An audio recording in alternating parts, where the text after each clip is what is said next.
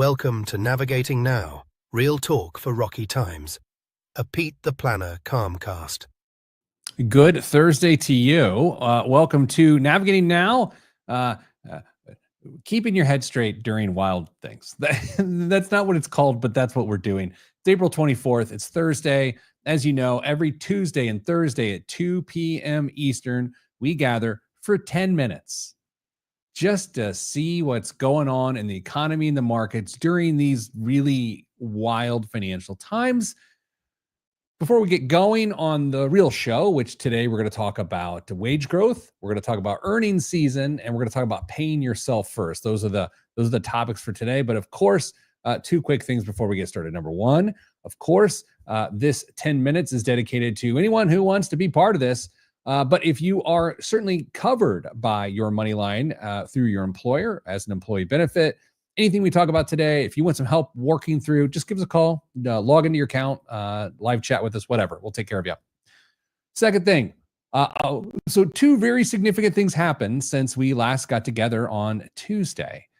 Both of those things involved President Trump, and both of those things involved him, I'm going to say, backing down, not from a judgmental standpoint, but more of backing away from previous statements. How about that? That's a good way to say it.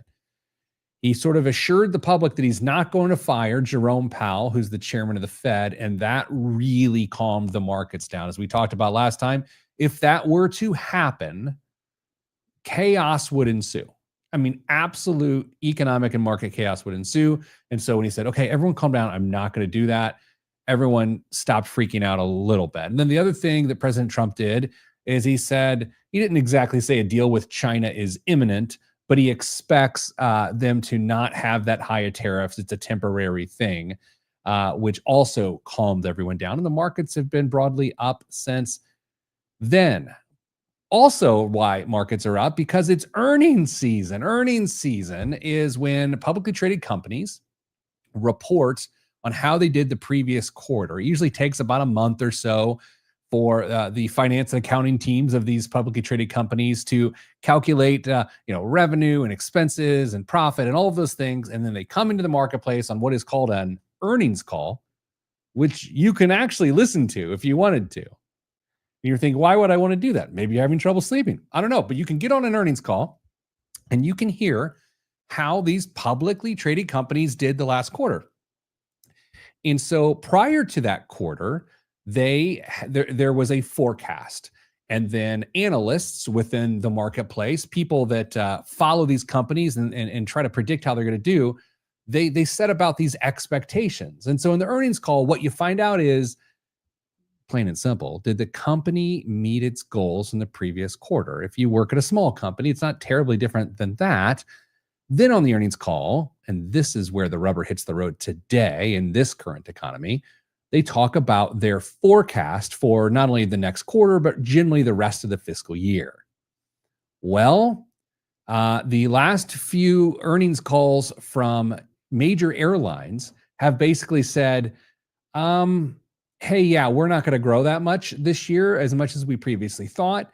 We're probably going to cut back on our expenses, probably cut back on our hiring plans, probably cut back on a lot of capital expenditures. And so when you hear these things of these publicly traded companies with a lot of resources, forethought, and knowledge saying, okay, yeah, we're planning that things are not going to be great, then you start to think, okay, what will that do to wages? Which brings us to our second topic of the day, wage growth.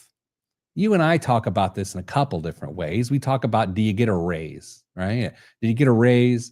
Did you get a cost of living adjustment, sometimes called COLA? And all those are called nominal wage increases. Okay, so nominal. Let's say you got a 3% raise, then the nominal wage rate increase for you is 3%. But what I want to talk about is something, it doesn't sound like a technical term, but it actually is a technical term, and it's real wage growth. Real. It's like, is that fake? No, it's real. That's the technical term. Real wage growth means, how did your nominal wage increase compare to the inflation rate? You've just got done living this for the last 5 years. I'm going to explain it to you, but you already know how this works. If you get a 3% raise and your household inflation rate based on the things you buy as a consumer is 11%, then your wage growth theoretically is negative 8%. Your real wage growth is real wage contraction. That means you have less buying power because your nominal wage increase did not outpace the inflation rate. Okay, so why do I bring this up? Well, in order for to have a real wage increase, two things have to be true. Number one, your nominal wage has to increase. And we're going to talk about in just a moment why that might happen and why that often does happen. The second thing that has to happen is that the inflation rate needs to stay in check. Okay, let's start there. Right now, as we go, inflation's okay, right? It's fine. It's fine.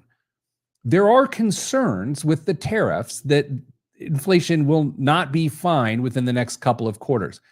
I'm not even calling that a prediction. Let's just call that we're accounting for that could be a possibility. It's not for me to go on here and go, there's going to be inflation.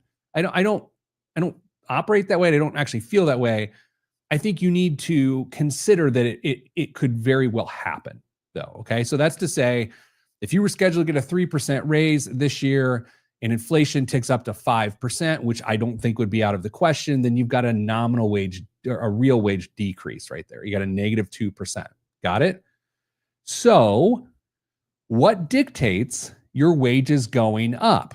Number one, tight labor markets. Okay, so that is to say there's not enough workers to fill the jobs that are out there. Now, that is true in some industries, absolutely true. And the unemployment rate's not terrible right now. It's actually a pretty good place. However, going back to these earnings reports, if companies are saying we will not grow and we're not going to hire as many people, and we are likely to actually lay off some people, then that is the opposite of a tight labor market. So you're not likely going to see wage growth because of that. Productivity gains, potentially. If a company gets more productive because they make investments in technology or AI or things like that, it's possible they pass those gains on to the humans that are working there. If minimum wage laws change, you absolutely will see a nominal wage increase. However, I wouldn't count on that anytime soon. If the unions have a particular amount of power and bargaining leverage right now, then you can see wage increases in that regard. I don't get a sense that we're in that environment right now. Again, not a prediction, just a sense we're not there. And then corporate profits. If corporate profits are so good that they not only return money to the shareholders, but they also pass those monies on to the people that work there, then you could see wage growth. So let me distill all this down for you. We had a lot of real wage growth early COVID, before the inflation kicked in.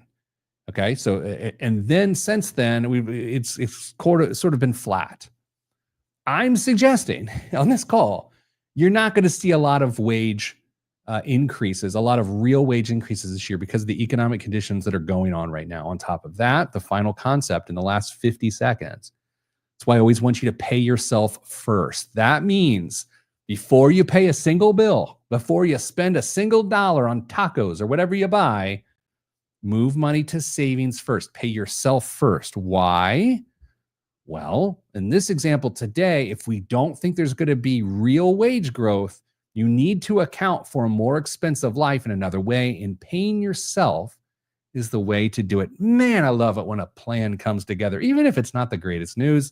But do you see how it all fits? These are the things we talk about on Navigating Now. We do this Tuesdays. We do this Thursdays, 2 p.m. Eastern. If you missed any of the show, just subscribe to the Pete the Planner podcast. Smash that like button, as the kids say.